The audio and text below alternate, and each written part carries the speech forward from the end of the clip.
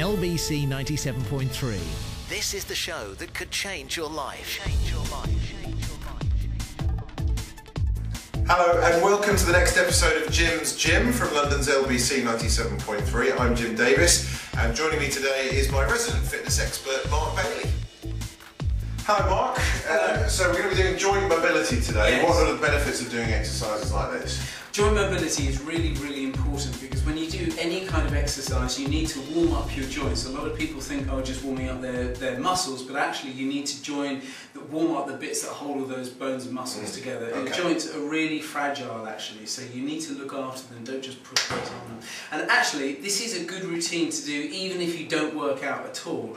There's a lot of research to say that especially as we tend to get older, people in their 60s, 70s, 80s and even 90s who do this really experience great benefits of it and longevity too. Okay, alright, all sounds good. So what are we going to start with? Let's do head to toe so it's easy to remember. So the first thing is, a lot of people, you see people at the gym and they kind of do this thing, don't ever roll your neck in circles. No, I've heard that's bad because you're crunching the top of your spine. It's really bad because people get into it, they go too far back and they do it too quickly, but also the way all of the muscles hold your neck upright, they shouldn't work in that kind of circular fashion. So what should we do? Speed. So instead, what I'd like you to do is simply just look to one side,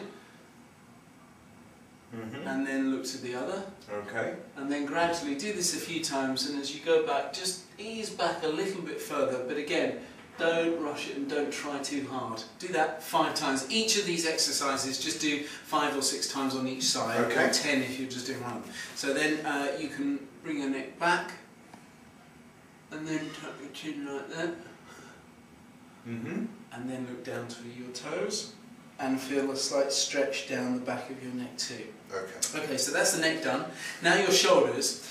Put your feet this far apart. Make sure your knees are soft. So about a foot apart. Yeah, and then put your left hand out like this, and hold it facing up as if you're holding something in your hand, in the palm of your hand.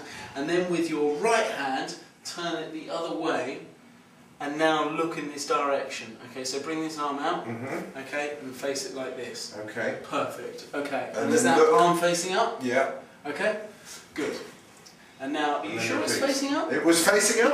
Oh, okay, I'm sorry, I was just checking. So bring it like that again, okay? And now what you're going to do, bring this up, is I'm going to show you. You're going to rotate, look this way, and now I want you to rotate this hand and that hand, perfect. And now swizz over again. So look the other way. Perfect. Oh, you do it so well. Normally it takes 8. You think we'd rehearse this? Keep going. Okay, so again, what you want to do is this 5 times for one hand, 5 times to the other. So about 10 in total. Okay. Good. Can you feel that? Yeah, really nice. That's quite a nice natural feeling. You can make it. They call this the Egyptian actually for obvious reasons. And you can make it more of a body movement like this by putting your hips to one side, which brings us down to the core of your body. So you can do circles with your hips like this. This is just like hula hooping, really, just nice and slowly. In slow motion. Very good at expanding this area of your body in a good way, or expanding your range of movement.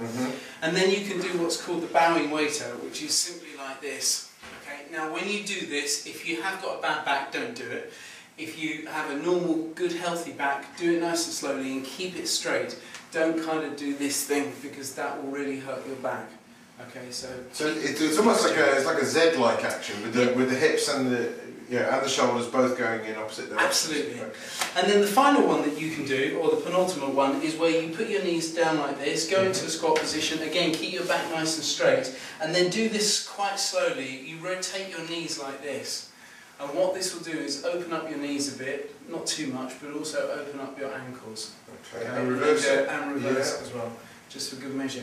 This is also, just doing this, it's quite hard just to stay balanced.